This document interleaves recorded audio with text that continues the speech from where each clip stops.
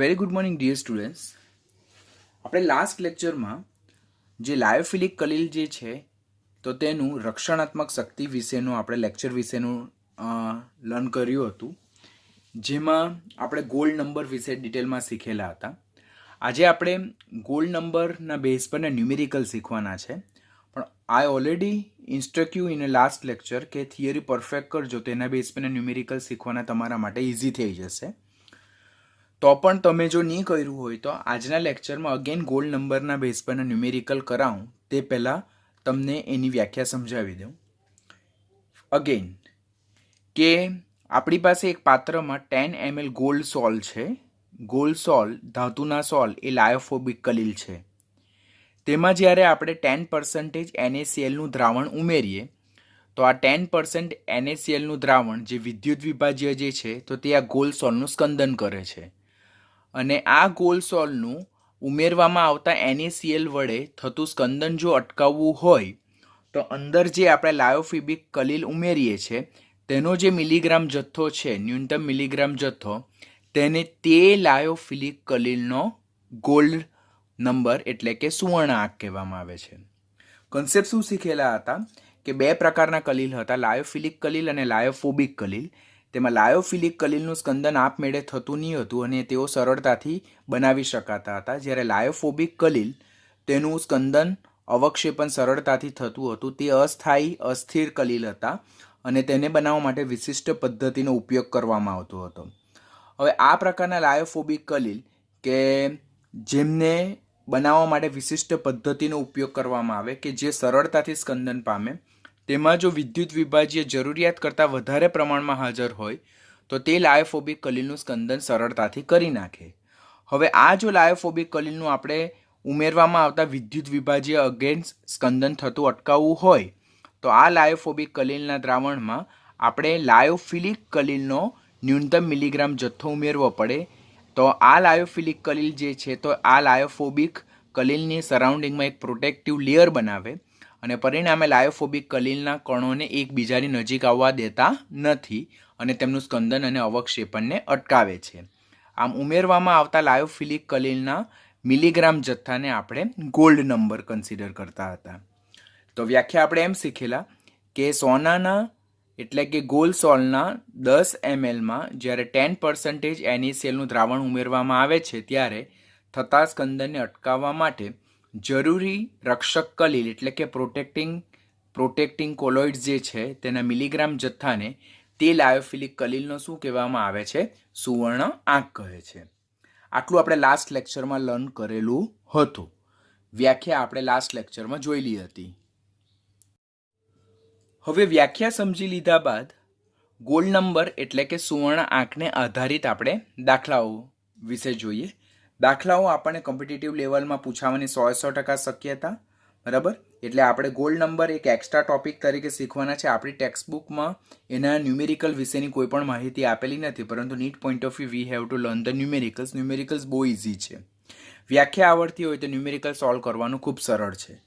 પહેલો numerical, 100 ml gold સોલના દ્રાવણમાં 1 ml 10% NaClનું દ્રાવણ ઉમેરતા પહેલાં અંદર 0.30 ગ્રામ સ્ટાર્ચ ઉમેરતા અવક્ષેપણ સામે સંપૂર્ણ રક્ષણ મળે છે તો સ્ટાર્ચનું સુવર્ણ આંક એટલે કે ગોલ્ડ નંબર શું હશે? આખો દાખલો વાંચ્યો પણ મને વધારે સમજ નહીં પડી. તો વધારે સમજ પડવા માટે પહેલાં તો આપણે એને ગ્રાફિકલ રિપ્રેઝન્ટેશન કરી નાખીએ. તો આપણી પાસે એક પાત્ર છે, બરાબર. તેમાં આપણી પાસે કેટલું છે? 100 ml આપણી પાસે ગોલ્ડ સોલ છે. આ 100 ml ગોલ્ડ સોલમાં હું શું ઉમેરું છું? 1 ml 10% NaClનું દ્રાવણ ઉમેરું.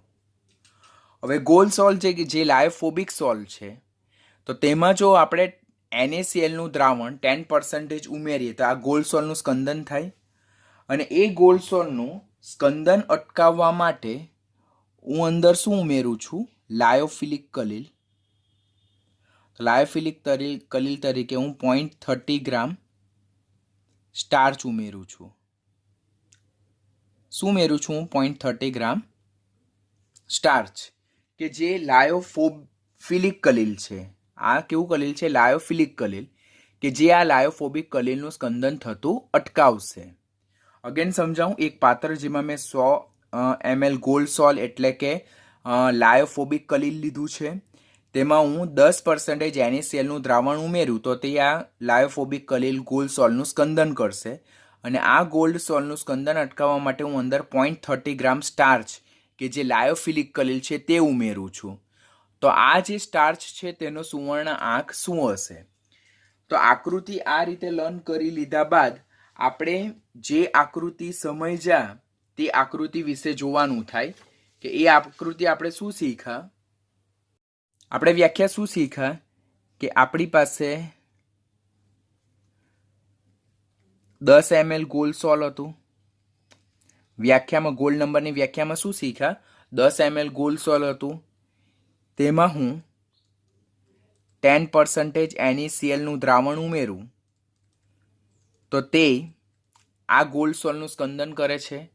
અને એ ગોલ્ડ સોલનું સ્કંદન અટકાવવા માટે જે લાયોફિલિક કલીલ નો ન્યૂનતમ મિલીગ્રામ જથ્થો ઉમેરવામાં જે આવે તેને તે લાયોફિલિક કલીલનો શું કહેવામાં આવે છે? ગોલ્ડ નંબર કહેવામાં આવે છે. હવે જસ્ટ આ બંને ફિગરને એકબીજા સાથે કમ્પેર કરો. પહેલાં તો અહીંયા 10 ml છે વ્યાખ્યા અનુસાર, કે 10 ml ગોલ્ડ સોલનું સ્કંદન થવા માટે લાયોફિલિક કલીલનો જે મિલીગ્રામમાં જથ્થો જોઈએ તેને તે લાયોફિલિક કલીલનો ગોલ્ડ નંબર કહેવાય. તો અહીંયા આપણી પાસે 100 ml છે. That is the difference. અહીંયા આપણને લાયોફિલિક કલીલનો મિલીગ્રામ જથ્થો જોઈએ, અહીંયા આપણને લાયોફિલિક કલીલનો શેમાં જથ્થો આપેલો છે? ગ્રામમાં જથ્થો આપેલો છે. તો આ બે વસ્તુનું આપણે પહેલાં કમ્પેરિઝન કરવાનું, બરાબર? તો કમ્પેરિઝન કરતાની સાથે પહેલાં આપણે પોઈન્ટ લખવાનું કે સ્ટાર્ચ કે જે લાયોફિલિક કલીલ છે और જે પ્રોટેક્ટિંગ કોલોઇડ્સ છે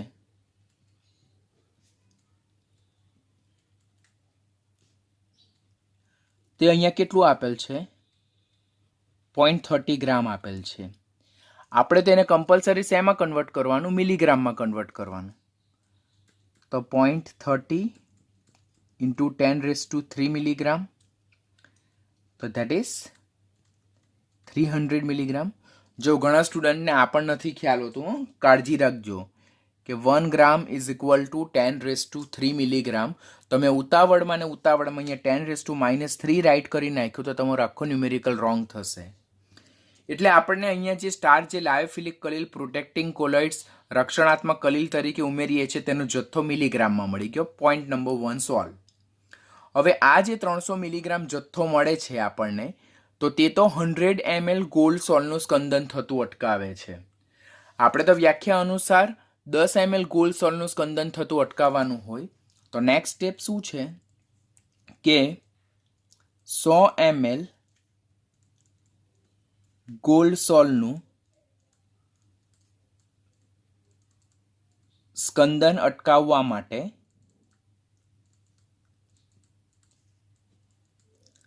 300 મિલીગ્રામ સ્ટાર્ચ કે જે અહીંયા પ્રોટેક્ટિંગ કોલોઇડ્સ તરીકે વર્તે જરૂરી છે. તો વ્યાખ્યા અનુસાર આપણને કેટલા ગોલ્ડ સોલ? તો 10 ml ગોલ્ડ સોલનું સ્કંદન અટકાવવા માટે મને કેટલા મિલીગ્રામ સ્ટાર્ચ જરૂરી? તો 10 ઇન્ટુ 300 ડિવાઇડેડ બાય 100. આ બે મીંડા અને આ બે મીંડા ઉડી જાય તો આપણને મળશે 30. અને આ 30 એ શું છે? તો સ્ટાર્ચનો સુવર્ણાંક. અને સુવર્ણાંકને શું કહેવાય? Gold number. તો આખો ન્યુમેરિકલ શીખવા પહેલાં આપણે તો ન્યુમેરિકલને ધ્યાનથી રીડ કરવો પડે. ન્યુમેરિકલને રીડ કરતાં આપણે એને પહેલાં ફિગર ફોર્મમાં કન્વર્ટ કરો કે આપણી પાસે પાત્રમાં 100 ml ગોલ્ડ સોલ છે, તેમાં હું જો 1 ml 10% NaClનું દ્રાવણ ઉમેરું તો તે ગોલ્ડ સોલનું સ્કંદન કરે, અને આ ગોલ્ડ સોલનું સ્કંદન NaCl વડે થતું અટકાવવા માટે હું અંદર પહેલેથી જ 0.3 ગ્રામ સ્ટાર્ચ ઉમેરી દઉં તો તે આ ગોલ્ડ સોલની સરાઉન્ડિંગમાં પ્રોટેક્ટિવ લેયર બનાવી દે અને આ ગોલ્ડ સોલનું સ્કંદન થતું અટકાવે છે. તો આ જે સ્ટાર્ચ ઉમેરવામાં આવે છે, લાયોફિલિક કલીલ ઉમેરવામાં આવે છે, તો એનો સુવર્ણ આંક શોધો. તો એને આપણે વ્યાખ્યા સાથે કમ્પેર કર્યું કે 10 ml ગોલ્ડ સોલમાં 10% NaClનું દ્રાવણ ઉમેરતા થતું સ્કંદન અટકાવવા માટે ઉમેરવામાં આવતા લાયોફિલિક કલીલનો ન્યૂનતમ મિલીગ્રામ જથ્થો, તેને તે જે લાયોફિલિક કલીલ છે તેનો સુવર્ણ આંક કહેવાય. એટલે પહેલાં તો આપણે લાયોફિલિક કલીલનો મિલીગ્રામમાં જથ્થો શોધવો પડે. તો અહીંયા ગ્રામમાં આપેલો છે, તેને ફર્સ્ટ મિલીગ્રામમાં કન્વર્ટ કર્યો. પછી કેટલા ml ગોલ્ડ સોલનું સ્કંદન અટકાવવા માટે મિલીગ્રામ જથ્થો જોઈએ? 10 ml. તો અહીંયા આપણને 100 ml આપેલું છે. તો નેક્સ્ટ સ્ટેપ આપણે લખીએ 100 ml ગોલ્ડ સોલનું સ્કંદન અટકાવવા માટે 300 મિલીગ્રામ સ્ટાર્ચ જરૂરી. તો 10 ml જે અહીંયા આપણે વ્યાખ્યા અનુસાર આપેલ છે, તો 10 ml ગોલ્ડ સોલનું સ્કંદન અટકાવવા માટે કેટલા મિલીગ્રામ જથ્થો જોઈએ, અને જે નંબર મળે તે સ્ટાર્ચનો સુવર્ણ આંક કહેવાશે. બીજો એક ન્યુમેરિકલ પ્રેક્ટિસ કરીએ. બધા ન્યુમેરિકલ એક ટાઈપના જ હશે. હું તમને 2 ન્યુમેરિકલ સમજાવું, એના બેઝ પરથી તમારો કન્સેપ્ટ ક્લિયર થઈ જાય. 50 ml સ્ટાન્ડર્ડ ગોલ્ડ સોલ, એટલે પહેલાં તો હું ફિગર જ ડ્રો કરી દઉં. મારી પાસે 50 ml સ્ટાન્ડર્ડ ગોલ્ડ સોલ છે. આપણે ઇંગ્લિશમાં પણ એક વ્યાખ્યા જોયેલી હતી. need 0.05 milligram of gelatin. Gelatin જે પણ કેવું છે, લાયોફિલિક કલીલ છે, અને લાયોફિલિક કલીલનું કાર્ય શું છે? લાયોફોબિક કલીલનું સ્કંદન થતું અટકાવે છે. તો 0.05 milligram of gelatin for its protection from the coagulation. Calculate the gold number of gelatin. હવે આ આકૃતિને આપણે વ્યાખ્યા મુજબની આકૃતિ દ્વારા સાથે કમ્પેર કરીએ. તો 10 ml સ્ટાન્ડર્ડ ગોલ્ડ સોલ, તેનું સ્કંદન અટકાવવા માટે અંદર જરૂરી મિલીગ્રામ જથ્થો કોનો? લાયોફિલિક કલીલનો.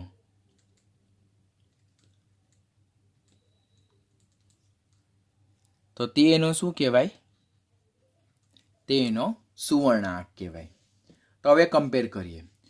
જો અહીંયા આપણને લાયોફિલિક કલીલનો જરૂરી મિલીગ્રામ જથ્થો જોઈએ, તો અહીંયા પણ મિલીગ્રામ જથ્થો જ છે, પરંતુ આ જીલેટિનનો મિલીગ્રામ જથ્થો એ 50 ml સ્ટાન્ડર્ડ ગોલ્ડ સોલનું સ્કંદન અટકાવવા માટે જરૂરી. આપણને તો 10 ml સ્ટાન્ડર્ડ ગોલ્ડ સોલ્યુશનનું સ્કંદન અટકાવવા માટે જરૂરી મિલીગ્રામ જથ્થો કન્સિડર કરવો પડે. તો હવે આપણે સ્ટેપ લખીએ કે 50 ml સ્ટાન્ડર્ડ ગોલ્ડ સોલનું સ્કંદન અટકાવવા માટે આપણને 0.05 મિલીગ્રામ જીલેટિન, જે રક્ષણાત્મક કલીલ છે, જરૂરી છે. તો આપણને 10 ml, તો 10 ml સ્ટાન્ડર્ડ ગોલ્ડ સોલનું સ્કંદન અટકાવવા માટે કેટલા મિલીગ્રામ જીલેટિન જરૂરી હશે? તો 10 into 0.05 divided by 50, તો that is 0.01. તો આ જે 0.01 જે મળે છે, તો that is gold number of gelatin. તો આપણે ખાસ કાળજી રાખવાની, ગોલ્ડ નંબરના બેઝ પરના આપણે ન્યુમેરિકલ પૂછાય, જસ્ટ જે રકમ આપેલ છે તેને પહેલાં ફિગર આઉટ કરો, અને એ જે ફિગર આઉટ જે આપણને ન્યુમેરિકલ આપેલો હોય તેને આપણે વ્યાખ્યા સાથે કમ્પેર કરવાનું. પહેલાં તો પ્રોટેક્ટિવ કોલોઇડ્સના જથ્થાને મિલીગ્રામમાં કન્વર્ટ કરો, અને ત્યાર પછી એ મિલીગ્રામ જથ્થાને 10 ml સ્ટાન્ડર્ડ ગોલ્ડ સોલના સ્કંદન અટકાવવા માટે જરૂરી જથ્થામાં કન્વર્ટ કરો. તો એ પ્રમાણે ગોલ્ડ નંબરનું કેલ્ક્યુલેશન આપણે કન્સિડર કરી શકીએ છીએ. આ જે ગોલ્ડ સોલ છે જે ગોલ્ડ નંબર છે તેનો ઉપયોગ ક્યાં થાય? તો આ જે ગોલ્ડ નંબરનો ઉપયોગ આપણે લાયોફિલિક કલિલને રક્ષણાત્મક ક્ષમતા જાણવા માટે ચેક કરીએ. જે પણ આપણે લાસ્ટ લેક્ચરમાં જોયેલું, પણ સાથે સાથે અત્યારે તમને પાછું રિવાઇઝ કરાવી દઉં કે જે લાયોફિલિક કલિલ ઉમેરીએ કે જે લાયોફોબિક કલિલનું સ્કંદન કરવા માટે ઇનિશિયલી જ ઉમેરવામાં આવે છે, તો તેનો રક્ષણાત્મક સ્વભાવ એ તે લાયોફિલિક કલિલના સુવર્ણ આંકના વ્યસ્ત પ્રમાણમાં છે.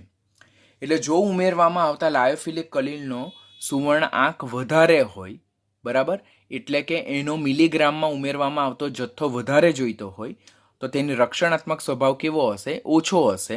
અને જો ઉમેરવામાં આવતા લાયોફિલિક કલિલ કે જે રક્ષણાત્મક કલિલ તરીકે વર્તે છે તેનો સુવર્ણ આંક ઓછો હોય, એટલે એનો જરૂરી મિલીગ્રામ જથ્થો ઓછો જરૂરી હોય, એટલે ઓછી માત્રામાં આપણને જોઈતો હોય, તો તેનો રક્ષણાત્મક સ્વભાવ વધારે હશે. એટલે જેમ સુવર્ણ આંકનું મૂલ્ય ઓછું તેમ તેનો રક્ષણાત્મક સ્વભાવ વધારે, અને જેમ સુવર્ણ આંકનું મૂલ્ય વધારે તેમ તેનો રક્ષણાત્મક સ્વભાવ ઓછો. ને તેના આપણે ઉદાહરણ પણ આપેલા હતા. હવે આપણને કદાચ કોમ્પિટિટિવની એક્ઝામમાં એ લોકો એમ કહી દે કે જિલેટિન, કેસીન, હિમોગ્લોબિન અને એગ આલ્બ્યુમિન 4 લાયોફિલિક કલિલનો પ્રોટેક્ટિવ કોલોઇડ્સ તરીકે ઉપયોગ થાય છે. તેમાંથી સારામાં સારું લાયોફિલિક કલિલ કયો છે કે જે રક્ષણાત્મક સ્વભાવ ધરાવે છે? તો ડેફિનેટલી કયો હશે? જિલેટિન. એટલે આપણે આ સિક્વન્સ યાદ રાખશું અને કોનું રક્ષણાત્મક સ્વભાવ સૌથી વધારે, આ વેલ્યુઝ જો તમે યાદ રાખવા માંગો તો એ વેલ્યુ કોઈને યાદ નહીં રહેશે, and that is not needed actually, બરાબર. પરંતુ આપણે આ જે બધા લાયોફિલિક કલિલ છે તેની રક્ષણ શક્તિના ચડતા ક્રમમાં, ઉતરતા ક્રમમાં બેમાંથી કોઈ પણ એકના આધારે યાદ રાખો, અને એનાથી અપોઝિટ એનો સુવર્ણ આંક થશે. કે જેમ કે ક્વેશ્ચન પૂછવામાં આવે કે જિલેટિન, કેસીન, હિમોગ્લોબિન અને એગ આલ્બ્યુમિન, આ 4 જે લાયોફિલિક કલિલ છે તેમાંથી ગોલ્ડ નંબર સૌથી વધારે કોનો હશે? એવો જો વેરી ટ્વિસ્ટ ક્વેશ્ચન પૂછવાની શક્યતા ઓછી, બટ વેરી ટ્વિસ્ટ ક્વેશ્ચન જો પૂછાય કે જો બહુ ડેપ્થમાં જાય તો જ પૂછાય, બહુ ડેપ્થમાં જાય તો જ પૂછાય, તો આપણને વેલ્યુ નથી યાદ, પણ આપણને ખબર છે કે જિલેટિન કે જેની પ્રોટેક્ટિવ પાવર સૌથી વધારે હતો, તો તેનો ગોલ્ડ નંબર સૌથી ઓછો છે. એટલે આવા વેરી ટ્વિસ્ટ ક્વેશ્ચન જો ટફમાં ટફ પેપર આ ક્વેશ્ચન જો આવો ટ્વિસ્ટ પૂછવામાં આવે તો આ વેલ્યુઝ તમને એ ક્વેશ્ચનને સોલ્વ કરવામાં મદદરૂપ થાય. Values I am not recommend you to remember this value. ખાલી તમે આ જે બધા લાયોફિલિક કલિલ છે, પ્રોટેક્ટિંગ કોલોઇડ્સ છે, તેને તેમની રક્ષણ શક્તિ ઓર તેમને તેમના સુવર્ણ આંકના આધારે અરેન્જ કરીને એ સિક્વન્સ યાદ રાખજો. એનાથી અપોઝિટ બીજી વસ્તુ યાદ રહી જશે. જો તમે સુવર્ણ આંકના આધારે યાદ રાખો તો એનાથી અપોઝિટ રક્ષણ શક્તિ બને. જો તમે રક્ષણ શક્તિના આધારે તમે યાદ રાખશો તો એનાથી અપોઝિટ એનો સુવર્ણ આંક બનશે. એટલે એના બેઝ પર ક્વેશ્ચન પૂછાવાની સંભાવના ખરી. પ્રીવિયસ યરમાં પૂછાયા નથી, પરંતુ આ ટોપિક ન્યૂલી ઇન્ટ્રોડ્યુસ છે અને એ ટોપિક આપણી ટેક્સ્ટબુકમાં એ લોકોએ હાફ કરતાં બી ઓછી મેનર્સમાં સમજાવેલો છે. તો તેને ડિટેલમાં આપણે અહીંયા કમ્પ્લીટ કરીએ છીએ. તો આ વેલ્યુઝ નહીં યાદ રાખતા, પણ ક્યાં સુવર્ણ આંક, ક્યાં રક્ષણ શક્તિના આધારે તેમનો ચડતો અને ઉતરતો ક્રમ યાદ રાખવો જરૂરી બનશે. જેમ આપણે ગોલ્ડ નંબર શીખ્યા તેવી રીતે બીજો પણ એક નંબર આવે છે જેને કોંગો રૂબિન નંબર કહેવાય. તેની પણ પૂછાવાની શક્યતા બહુ જ ઓછી છે, પરંતુ નીટની બધી જ બુકમાં એ કોંગો રૂબિન નંબર વિશેનું પણ એક્સપ્લેનેશન આપેલું છે. So we have to learn for NEET exam, only for NEET exam. બોર્ડની એક્ઝામ અને ગુજસેટ એક્ઝામ માટે આ જરૂરી નથી. You won't require for board and GUJCET exam. પણ હા, કદાચ ગુજસેટમાં એટલું પૂછાય કે કોંગો રૂબિન નંબર નીચેનામાંથી કોના માપન માટે વપરાય? તો કોંગો રૂબિન નંબર એ લાયોફિલિક કલિલની રક્ષણાત્મક શક્તિ ચેક કરવા માટે વપરાય છે. એટલું યાદ રાખવાનું for GUJCET, not for board exam.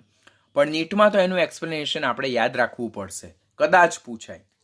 તો ઓસ્વાલ નામના વૈજ્ઞાનિકે જે લાયોફિલિક કલિલ જે છે તેની રક્ષણાત્મક શક્તિ એ કયા નંબરના સંદર્ભમાં માપી? કોંગો રૂબિન નંબરના સંદર્ભમાં માપી. આપણે લાસ્ટમાં પણ લાયોફિલિક કલિલની રક્ષણાત્મક શક્તિ એ ગોલ્ડ નંબરના સંદર્ભમાં માપી.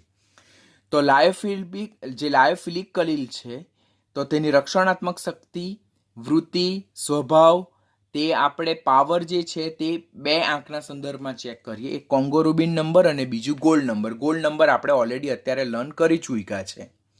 હવે what you mean by Congo rubin number? તો કોંગો રૂબિન નંબર આપણે વ્યાખ્યા જોઈએ તે પહેલાં હું તમને આકૃતિ દ્વારા જ સમજાવી લઉં કે એક પાત્રમાં મારી પાસે 100 ml 0.01% કોંગો રૂબિન રંગક છે. It is one kind of dye. તેમાં જો હું 0.016 ગ્રામ તુલ્યાંક જેટલો KCl પોટેશિયમ ક્લોરાઇડ એટલે વિદ્યુત વિભાજ્ય ઉમેરું તો આ જે કોંગો રૂબિન રંગક છે તો તેનું સ્કંદન થાય અને તેનો રંગ બદલાઈ જાય. તો આ કોંગો રૂબિન રંગક જે છે તેનું સ્કંદન અટકાવવા માટે અંદર હું પહેલેથી જ જે લાયોફિલિક કલિલનો ઓછામાં ઓછો મિલીગ્રામ જથ્થો ઉમેરું તો તે ઓછામાં ઓછા મિલીગ્રામ જથ્થાને તે લાયોફિલિક કલિલનો કોંગો રૂબિન નંબર કહેવામાં આવે છે. It is very same like gold number. પેલામાં ગોલ્ડ સોલ હતું, તેની જગ્યાએ 10 ml ગોલ્ડ સોલ હતું, જ્યારે અહીંયા 100 ml 0.01% કોંગો રૂબિન રંગક છે. પેલામાં આપણે 10% NaCl વડે સ્કંદન કરતા હતા, અહીંયા 0.016 ગ્રામ તુલ્યાંક જેટલો વજન ધરાવતો પોટેશિયમ ક્લોરાઇડ ઉમેરીએ છીએ. જ્યારે આટલા ગ્રામ તુલ્યાંક જેટલો પોટેશિયમ ક્લોરાઇડને આટલા એટલે કે 100 ml 0.01% કોંગો રૂબિન રંગકમાં ઉમેરવામાં આવે તો આ પોટેશિયમ ક્લોરાઇડ વિદ્યુત વિભાજ્ય વડે આ કોંગો રૂબિન રંગકનું સ્કંદન થાય છે. પરિણામે આ જે રંગક છે, આ જે ડાય છે તેનો રંગ બદલાઈ જશે. તો જો એ સ્કંદન અટકાવવું હોય તો આપણે એમાં પહેલેથી જ લાયોફિલિક કલિલ જેમ કે સ્ટાર્ચ છે, જીલેટિન છે, પછી અરેબિક ગમ છે, પછી એગ આલ્બ્યુમિન છે, તો એવા લાયોફિલિક કલિલનો ઓછામાં ઓછો મિલીગ્રામ જથ્થો ઉમેરવાનો કે જે આ લાયોફોબિક કલિલ જે છે તેનું સ્કંદન થતું અટકાવે છે. તો એ જે લાયોફિલિક કલિલના ન્યૂનતમ મિલીગ્રામ જથ્થા વડે આ લાયોફોબિક કલિલ એટલે કે કોંગો રૂબિન રંગકનું સ્કંદન થતું અટકે તો તે ન્યૂનતમ મિલીગ્રામ જથ્થાને તે લાયોફિલિક કલિલનો શું કહેવામાં આવે છે? કોંગો રૂબિન નંબર કહેવામાં આવે છે. તો આપણે ફિગર દ્વારા આખી ડેફિનેશન સમજી લીધી. હવે ડેફિનેશન વિલ રીડ આઉટ કે 100 ml 0.01% કોંગો રૂબિન રંગક માં 0.016 ગ્રામ ઇક્વિવેલન્ટ એટલે ગ્રામ તુલ્યાંક પોટેશિયમ ક્લોરાઇડ ઉમેરતા રંગ બદલાવ સામે રક્ષણ પૂરું પાડવા માટે એટલે કે સ્કંદન થતું અટકાવવા માટે લાયોફિલિક કલિલનો ઓછામાં ઓછો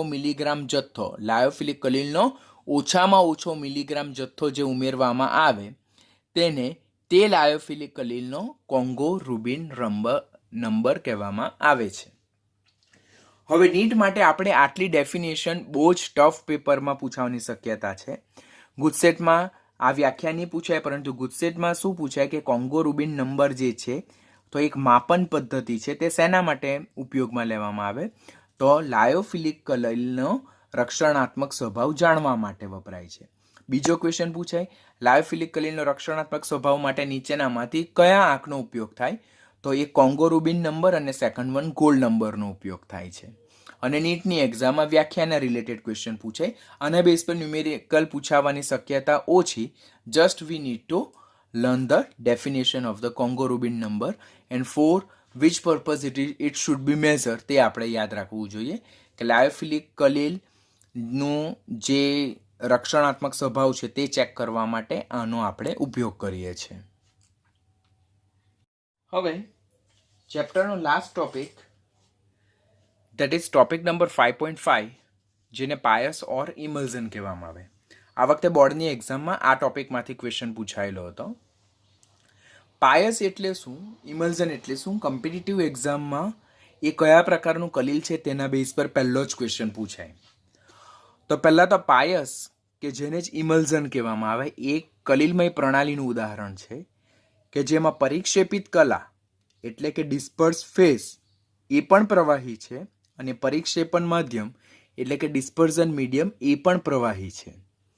એટલે પહેલાં તો આપણને પાયસ એટલે કે ઇમલ્ઝનમાં પરિક્ષેપિત કલા અને પરિક્ષેપણ માધ્યમની ભૌતિક સ્થિતિના આધારે MCQ પૂછાય. તો પરિક્ષેપિત કલા અને માધ્યમ બંને પ્રવાહી સ્થિતિમાં છે. બીજો ક્વેશ્ચન એમ પૂછાય કે નીચેનામાંથી કલિલનો પ્રકાર નક્કી કરો કે જેમાં પરિક્ષેપિત કલા અને માધ્યમ બંને પ્રવાહી સ્થિતિમાં હોય. તો તે કોણ હશે? પાયસ ઓર ઇમલ્ઝન હશે. આ જે પાયસ ઓર ઇમલ્ઝનમાં બંને પ્રવાહી એકબીજામાં either totally insoluble or very partially soluble એટલે કે ક્યાં તેઓ એકબીજામાં અદ્રાવ્ય હશે, ક્યાં અંશતઃ દ્રાવ્ય હશે, but they are not completely soluble to each other. બરાબર? તો આ પણ એક કોન્ટ્રાવર્શિયલ ક્વેશ્ચન આવશે સોલ્યુબિલિટીના બેઝ પર કે પાયસમાં જે આપણે બે પ્રવાહી હોય છે તો તેઓ એકબીજામાં સંપૂર્ણપણે અદ્રાવ્ય ઓર અંશતઃ દ્રાવ્ય હોય છે. આ જે બે પ્રવાહી છે તેમાંથી સામાન્ય રીતે એક પ્રવાહી તરીકે કોણ હોય છે? પાણી જોવા મળે છે. તો આ પાયસની જનરલ ઇન્ટ્રોડક્શન છે.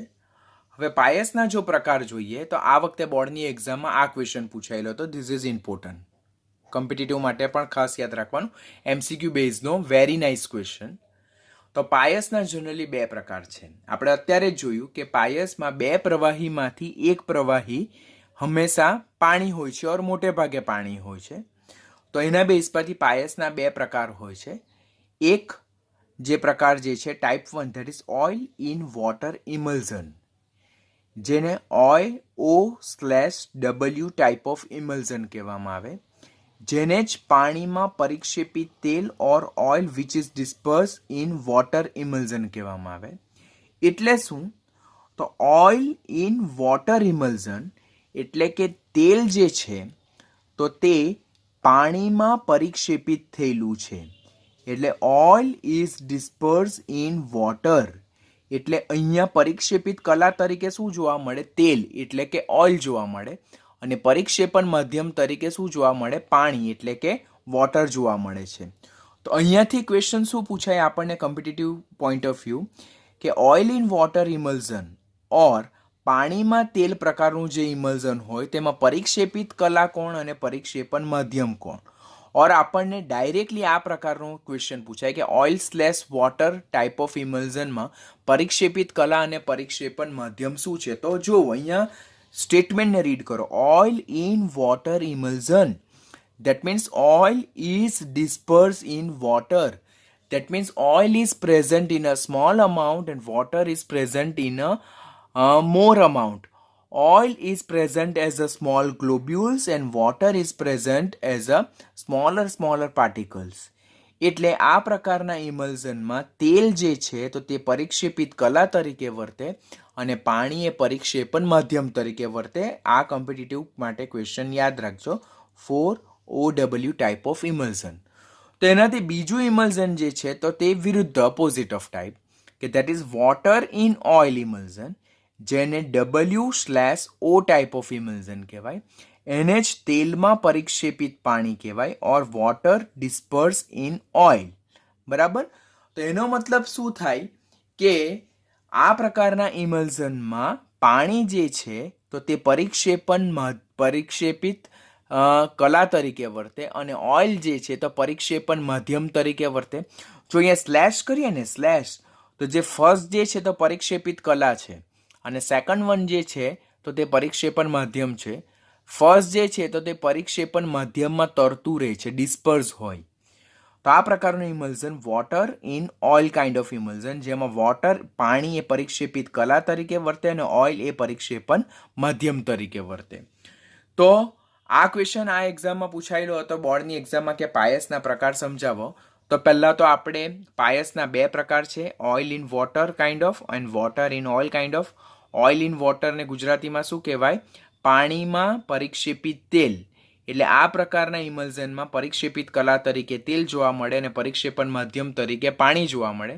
અને second one water in oil kind of emulsion, જેમાં પરિક્ષેપિત કલા તરીકે પાણી જોવા મળે અને પરિક્ષેપણ માધ્યમ તરીકે તેલ જોવા મળે. એના ઉદાહરણ કયા છે? ઉદાહરણ વેરી મોસ્ટ ઇમ્પોર્ટન્ટ ક્વેશ્ચન. વારંવાર તમે એક્ઝામમાં કોઈ બી રેફરન્સ બુક જો તો તેમાં ઉદાહરણના બેઝ પર ક્વેશ્ચન પૂછાય કે નીચેનામાંથી કયું oil in water type of emulsion છે, નીચેનામાંથી કયું વોટર ઇન ઓઇલ ટાઈપનું ઇમલ્ઝન છે, નીચેનામાંથી કયું ઓઇલ ઇન વોટર ટાઈપનું ઇમલ્ઝન નથી, નીચેનામાંથી કયું વોટર ઇન ઓઇલ ટાઈપનું ઇમલ્ઝન નથી. ટ્રુ અને ફોલ્સના રિલેટેડ બી ક્વેશ્ચન પૂછાય. બરાબર? તો ઉદાહરણ ખાસ યાદ રાખવાનું. Don't get confuse. First is oil in water type, second one is water in oil type. તો વેનિશિંગ ક્રીમ અને લોપી અને દૂધ, વેનિશિંગ ક્રીમ એટલે જ લોપી જે છે અને દૂધ જે છે તો તે ઓઇલ ઇન વોટર ટાઈપના ઉદાહરણ છે. બરાબર? તો આને આપણે કયા તરીકે યાદ રાખશું? વેદુ. કયા તરીકે યાદ રાખશું? વેદુ, વેનિશિંગ ક્રીમ અને દૂધ એ oil in water type of emulsion છે. અને કોકોમા શું? કોકોમા, કો ફોર કોલ્ડ ક્રીમ, કો for cod liver oil and મા ફોર માખણ. એટલે cold cream, cod liver oil અને માખણ જે છે તો આ કયા પ્રકારના ઇમલ્ઝન છે? Water in oil type of. તો નીચેનામાંથી કયું oil in water type of emulsion છે? તો વેનિશિંગ ક્રીમ અને દૂધ. નીચેનામાંથી કયું water in oil type of emulsion છે? તો that is cold cream, cod liver oil અને માખણ. ઉદાહરણ કયા ઇમલ્ઝનમાં આવતા છે? તમે ડેફિનેટલી કઈ મિસ્ટેક કરો છો? તમે આ બધા ઉદાહરણ બોર્ડની એક્ઝામમાં આમાં રાઇટ કરી નાખશો. આટલા ઉદાહરણ તમે આમાં રાઇટ કરી નાખશો તો તમારો આખો ક્વેશ્ચન રોંગ થશે. અને નીટમાં જો આ પ્રકારના ક્વેશ્ચન પૂછે, એકદમ સિમ્પલ ક્વેશ્ચન, આ વખતનો નીટની એક્ઝામમાં પણ જે ડાયરેક્ટ ક્વેશ્ચન ટેક્સ્ચ્યુઅલ લેવલના હતા, એટલે જેણે ટેક્સ્ટબુક પરફેક્ટ વાંચેલી હોય તો એને તો પરફેક્ટ આવડી જ જાય. 40 ક્વેશ્ચન તો એકદમ મધ્યમ સ્ટુડન્ટ સોલ્વ કરી શકે. અને સ્કોલર સ્ટુડન્ટ 45માંથી 44 ક્વેશ્ચન ઇઝીલી અટેન્ડ કરી શકે એવું પેપર હતું. તમારા વખતે પણ એવું જ પેપર હશે, because you are passing through the corona situation. બરાબર? તો તમારા વખતે બી પેપર સારું જ હશે. Just you have to focus on your textbook first. Textbook યાદ નહીં રહીને બીજી જગ્યાએ જો ફાફા મારશો તો ડેફિનેટલી એક્ઝામમાં ફાફા મારતા થઈ જશો. એટલે ટેક્સ્ટબુકને પરફેક્ટ કરો. અને આ ચેપ્ટર તો તમારે ટેક્સ્ટબુક કરતાં જે મટીરિયલમાંથી હું સમજાવું છું, જે PDF મોકલું છું તે જ પરફેક્ટ કરવાનું છે. બીકોઝ ટેક્સ્ટબુકમાં આ ચેપ્ટર બહુ ડિફિકલ્ટ લેંગ્વેજમાં મેન્શન કરેલું છે. મેં જે PDF પ્રોવાઈડ કર્યું છે તેમાંથી વાંચશો તો ચેપ્ટર એકદમ ઇઝીલી યાદ રહી જશે. તો પાયસના આ પ્રકાર 2 માર્ક્સ માટેનો ઇમ્પોર્ટન્ટ ક્વેશ્ચન, ખાસ કાળજી રાખજો, બોર્ડની એક્ઝામમાં 2 માર્ક્સમાં પૂછાશે. તેના ઉદાહરણ બી પૂછાય કોમ્પિટિટિવની એક્ઝામ માટે. એના ઉદાહરણ અને પાયસનો ટાઈપ યાદ રાખવાનું. આપણે પાયસ એટલે શું તે જોયું. પાયસ એટલે કે ઇમલ્ઝનના પ્રકાર જોયા. નાઉ થર્ડ જે પોઈન્ટ છે that is identification test for emulsion. હવે આ જે પોઈન્ટ છે તે કમ્પલસરી આપણે નીટ અને ગુજસેટ પોઈન્ટ ઓફ વ્યૂ જ કરવાનું છે, because the same topic is not given in textbook. એટલે સબ્જેક્ટિવ પોઈન્ટ ઓફ વ્યૂ તમે નહીં કરો તો ચાલે, ડેફિનેટલી ટેક્સ્ટબુકમાં નથી આપ્યું એટલે તમને નહીં પૂછાઈ શકે. પણ કોમ્પિટિટિવ માટે નીટ હોય કે ગુજસેટ હોય તેના માટે યાદ રાખવાનું, બીકોઝ પ્રીવિયસ યરની ટેક્સ્ટબુકમાં સેમ ટોપિકને આટલું ડિટેલમાં સમજાવેલું હતું, પણ આ વર્ષથી નીકળી ગયું છે. પણ રેફરન્સ બુક હજુ પણ જે રેફરન્સ બુકમાં MCQ આવે છે, જે નીટ અને JEE લેવલની રેફરન્સ બુક, તેમાં આના બેઝ પરના ક્વેશ્ચન આવે છે. તો યાદ રાખજો. ક્વેશ્ચન પહેલો એમ પૂછાય કે નીચેનામાંથી કઈ કસોટી ઇમલ્ઝન માટેની પરખ કસોટી છે? તો 3 કસોટી આવે. પહેલી રંજક કસોટી, જેને ડાઈ કસોટી ટેસ્ટ કહેવામાં આવે. સેકન્ડ વન છે મંદન કસોટી, જેને ડાયલ્યુશન ટેસ્ટ કહેવામાં આવે. અને થર્ડ વન જે છે તો કન્ડક્ટન્સ મેથડ, જેને વાહકતા કસોટી કહેવામાં આવે છે. તો રંજક કસોટી, મંદન કસોટી અને વાહકતા કસોટી આ ઇમલ્ઝનની પરખ માટે વપરાય છે. બરાબર? હવે રંજક કસોટી એટલે શું? જેને ડાઈ ટેસ્ટ કહેવામાં આવે છે. તો આ પ્રકારની ટેસ્ટમાં ઇમલ્ઝન જે હોય તો તે ઇમલ્ઝનમાં તેલમાં દ્રાવ્ય રંજક એટલે કે ઓઇલ સોલ્યુબલ ડાઈ, એટલે એવા રંજક કે જે તેલમાં દ્રાવ્ય થઈ જતા હોય, ઓઇલમાં સોલ્યુબલ થઈ જતા હોય તેવા આપણે ડાઈ ઉમેરવાના છે. એમાં ઇમલ્ઝનમાં ઉમેરવામાં. પછી 2 ઓબ્ઝર્વેશન જોવાનું. ક્યાં તમને આ ઓબ્ઝર્વેશન જોવા મળે, ક્યાં તમને આ ઓબ્ઝર્વેશન જોવા મળે. ઓબ્ઝર્વેશન નંબર 1 કે જેમાં બેકગ્રાઉન્ડ કલરફુલ થઈ જાય, એટલે કે પૃષ્ઠભૂમિ રંગીન થઈ જાય, તો એ કયા પ્રકારનું ઇમલ્ઝન છે? Water in oil kind of emulsion છે. ગેટિંગ? મારી પાસે શું છે? મારી પાસે આ એક ઇમલ્ઝન છે અને આ એક ઇમલ્ઝનમાં હું શું ઉમેરું છું? ઓઇલ સોલ્યુબલ ડાઈ ઉમેરું છું. શેમાં? આ ઇમલ્ઝનમાં. તો આ ઇમલ્ઝનમાં હું ઓઇલ સોલ્યુબલ ડાઈ ઉમેરું છું. ઓઇલ સોલ્યુબલ ડાઈ ઉમેરતા જો મને પૃષ્ઠભૂમિ રંગીન થઈ જાય, એટલે માઇક્રોસ્કોપમાં આપણે જોઈએ, અને જો બેકગ્રાઉન્ડ રંગીન હોય તો ડેફિનેટલી કયા પ્રકારનું હશે? વોટર ઇન ઓઇલ પ્રકારનું ઇમલ્ઝન હશે. બેકગ્રાઉન્ડ રંગીન ક્યારે થાય? કે જ્યારે મેજર પોર્શન ઓઇલનો છે અને બીકોઝ ડાય આપણે ઓઇલ સોલ્યુબલ ડાય ઉમેરીએ છીએ, તો મેજર પોર્શન રંગીન થઈ ગયો. દેટ મીન્સ ડિસ્પર્ઝન મીડિયમ કયું છે? ઓઇલ છે. અને નાના નાના વોટર ડ્રોપલેટ્સ આપણને કલરફુલ ઓઇલી પાર્ટમાં આપણને ડિસ્પર્સ થયેલા દેખાય, તો તે વોટર ઇન ઓઇલ પ્રકારનું ઇમલ્ઝન હશે. અને જો રંગીન બિંદુઓ જોવા મળે એટલે કલરિંગ ડ્રોપલેટ્સ જોવા મળે તો તે ઓઇલ ઇન વોટર કાઇન્ડનું ઇમલ્ઝન હશે. કલરિંગ ડ્રોપલેટ શા માટે જોવા મળે? બિકોઝ આ પ્રકારના મધ્યમમાં, આ પ્રકારના ઇમલ્ઝનમાં ઓઇલ જે છે તો તે પરિક્ષેપણ મધ્યમમાં તરતું હશે નાના બિંદુ તરીકે. ઓઇલ એ પરિક્ષેપિત કલા તરીકે હશે which is disperse in water. તો આપણે ડાય ઉમેરીએ છીએ ઓઇલ સોલ્યુબલ, તો એ જે ડાય જે છે તો તે જે ઓઇલના ડ્રોપલેટ જે છે તેમાં શું થઈ જશે? સોલ્યુબલ થઈ જશે અને એ રંગીન ડ્રોપલેટ તરીકે જોવા મળે. તો એ પ્રકારના ઇમલ્ઝનને ઓઇલ ઇન વોટર પ્રકારનું ઇમલ્ઝન કહેવાય. તો શું કરવાનું? ઇમલ્ઝન લેવાનું, તેમાં ઓઇલ સોલ્યુબલ ડાય એટલે કે તેલમાં દ્રાવ્ય રંજક ઉમેરવાનું. તો બે ઓબ્ઝર્વેશન જોવા મળે, ક્યાં પૃષ્ઠભૂમિ રંગીન થાય, ક્યાં આપણને કલરિંગ ડ્રોપલેટ્સ મળે. જો પૃષ્ઠભૂમિ રંગીન થાય દેટ મીન્સ કે મેજર પોર્શન ઓઇલનો છે, તો ઓઇલ ડિસ્પર્ઝન મીડિયમ તરીકે છે, તો તે વોટર ઇન ઓઇલ પ્રકારનું ઇમલ્ઝન. અને જો ખાલી આપણને કલરિંગ ડ્રોપલેટ્સ જોવા મળે તો માઇનર પોર્શન ઓઇલનો છે, તો ઓઇલ એ ડિસ્પર્સ ફેઝ તરીકે હશે, તો that is oil in water kind of emulsion જોવા મળે. તો specific identification test 1 that is dye test over. Second one છે મંદન કસોટી, જેને ડાયલ્યુશન ટેસ્ટ કહેવામાં આવે. આપણે એક ટેસ્ટ ટ્યુબમાં ઇમલ્ઝન લેવાનું અને એ જે ટેસ્ટ ટ્યુબ જે છે આમાં આપણે ઇમલ્ઝન લઈએ અને એમાં આપણે શું ઉમેરીએ? પાણી ઉમેરીએ. તો જો ઇમલ્ઝનમાં પાણી ઉમેરતા ઇમલ્ઝનનું પાણી વડે મંદન થઈ જતું હોય, એટલે કે emulsion is being diluted with the addition of water, તો તે ઓઇલ ઇન વોટર પ્રકારનું ઇમલ્ઝન છે. અને જો આપણે અંદર પાણી ઉમેરીએ અને એ ઉમેરેલું પાણી ઇમલ્ઝનમાં ઉપર એક અલગ સ્તર રચે, તો that is water in oil kind of emulsion. એટલે ખાસ ધ્યાનમાં રાખવાનું કે ઇમલ્ઝનમાં જો પાણી ઉમેરવામાં આવે અને ઇમલ્ઝનનું પાણી વડે મંદન થઈ જતું હોય, તો ધેટ મીન્સ કે પાણી એ અહીંયા ડિસ્પર્ઝન મીડિયમ તરીકે હાજર છે, એટલા માટે ઇમલ્ઝનનું ડાયલ્યુશન થઈ જાય છે, તો that is oil in water kind of emulsion. પણ જો એ ઉમેરવામાં આવતું પાણી ઇમલ્ઝનમાં એક અલગ સ્તર રચતું જાય, તો ધેટ મીન્સ એ ડિસ્પર્સ ફેઝ તરીકે વોટર હશે, તો that is water in oil kind of emulsion. તો આને કહેવાય મંદન કસોટી ઓર ડાયલ્યુશન ટેસ્ટ. આ પ્રકારની કસોટીમાં પાણી વડે ઇમલ્ઝનનું મંદન એટલે કે ડાયલ્યુશન કરવામાં આવે.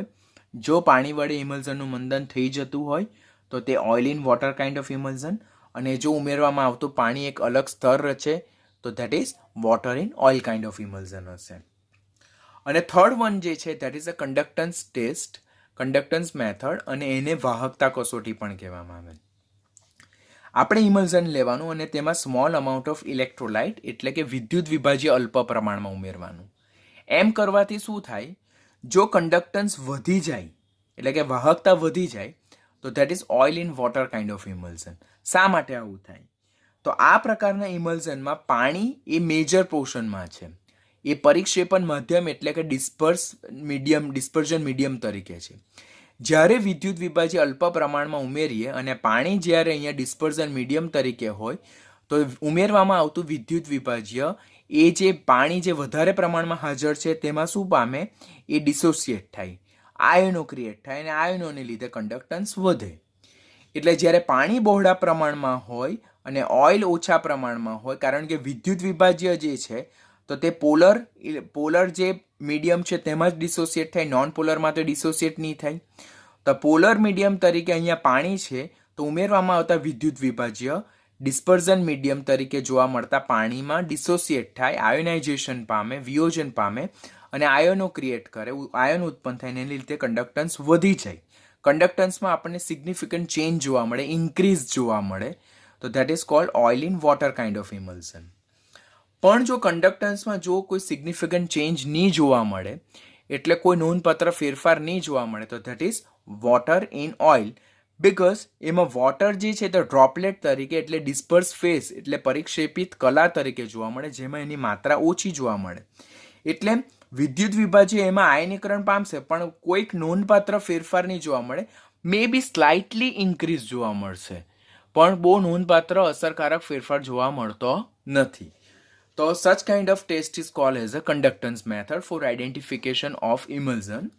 ઇમલ્ઝન લેવું, અંદર વિદ્યુત વિભાજ્ય અલ્પ પ્રમાણમાં ઉમેરો તો શું થાય? ઉમેરવામાં આવતો વિદ્યુત વિભાજ્ય પાણીમાં આયનીકરણ વિયોજન પામે. જો પાણી પરિક્ષેપણ માધ્યમ તરીકે હશે તો આયનીકરણ વિયોજન વિપુલ માત્રામાં થાય.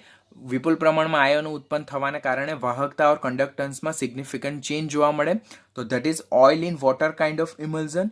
અને જો પાણી પરિક્ષેપિત કલા તરીકે હોય તો ઓઇલ જે પાણી જે છે તો તે નાના ડ્રોપલેટ તરીકે હશે. તો જેમાં ઉમેરવામાં આવતા વિદ્યુત વિભાજનનું અલ્પ માત્રામાં વિયોજન થાય અને જેને કારણે કંડક્ટન્સ ઓર વાહકતામાં કોઈ નોંધપાત્ર ફેરફાર જોવા મળશે નહીં. તો that is water in oil kind of emulsion. તો these are the test for identification of emulsion, જે નીટ અને ગુજસેટ માટે જ આપણે યાદ રાખવાનું. That is dye test, dilution test, conductance method, રંજક કસોટી, મંદન કસોટી અને વાહકતા કસોટી. ત્રણે ત્રણ ટેસ્ટ કોમ્પિટિટિવ માટે ખાસ યાદ રાખજો. બિકોઝ એમ પૂછાય કે જો ઇમલ્ઝનની કસોટી વાહકતા કસોટી દ્વારા કરવામાં આવે ને જો કંડક્ટન્સ વધે તો નીચેનામાંથી કયું ઇમલ્ઝન છે. પછી બીજો ક્વેશ્ચન એમ પૂછાય નીચેનામાંથી કયા ઇમલ્ઝનમાં વિદ્યુત વિભાજ્ય ઉમેરતા કંડક્ટન્સમાં નોંધપાત્ર ફેરફાર જોવા મળતો નથી. તો એ ઇમલ્ઝન તમને પ્રકાર બેઝ પર બી પૂછાય એના ઉદાહરણના બેઝ પર બી પૂછાય ટ્વિસ્ટ ક્વેશ્ચનમાં, તો એ આપણને આઈડેન્ટિફાય કરતા આવડવું જોઈએ. આની સાથે આપણે પાયસના ટોપિકમાં આપણે આજની ડેટમાં આટલું જ લર્ન કરશું. નેક્સ્ટ ટોપિકમાં ઇમલ્ઝન કેવી રીતે બને, ઇમલ્ઝન બ્રેક કેવી રીતે થાય, પછી ડીમલ્ઝિફાઈંગ એજન્ટ ઓર ઇમલ્ઝિફાઈંગ એજન્ટ એટલે શું તેના વિશે આપણે ડિટેલમાં જોઈશું અને સાથે સાથે એપ્લિકેશન ઓફ ઇમલ્ઝન જોઈશું.